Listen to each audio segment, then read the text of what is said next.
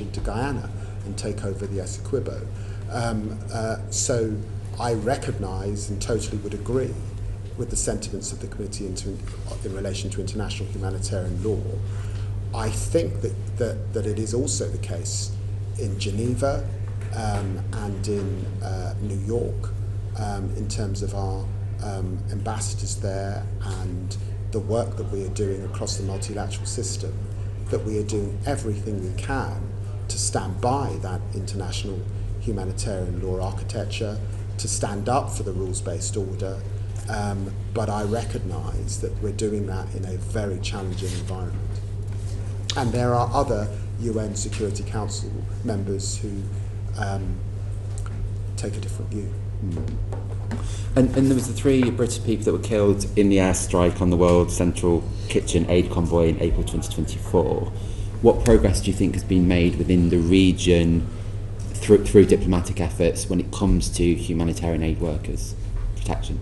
Not sufficient. I met with those families. I have called on the Israelis to properly investigate. I've called on the Advocate General to do the job that I think he should now do in relation to that terrible, terrible act that killed 3 British nationals. Further aid workers have been killed since then, and some of them within the last few weeks. So the situation is horrendous. And progress? Do you feel like we are making progress diplomatically at all?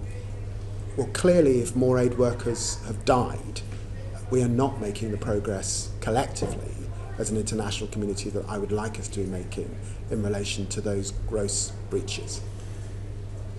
Okay. And on the International Court of Justice's advisory opinion, so that was July 2024, so 12 months now, I think a lot of people are wondering why the government has taken so long to respond to that advisory opinion. Would you be able to elaborate on that further 12 months on? It's an 83 page opinion, so it's right that the lawyers that you would expect within government assist and do the work that you would expect them to do. What I would say about that opinion is that we agree that settlements are illegal. We agree that Israel is under an obligation to cease immediately all new settlement activity. I have condemned time and time again both the violence and the massive expansion that we've seen in the last year. We fund and support organisations on the ground, by the way, in relation to transparently helping us understand the nature of that expansion. We agree that we must distinguish in everything we do between Israel within the 1967 borders and illegal settlements in what is now the occupied Palestinian territories. We agree that Israel should bring an end to its presence in the occupied Palestinian territories as rapidly as possible, and we agree that when it's happening in the West Bank, it's completely unacceptable. Foreign Secretary, can I just push you a little bit more on that? You agree that all of those things are unacceptable, but the Geneva Convention requires states, I quote, to respect and to ensure respect for IHL.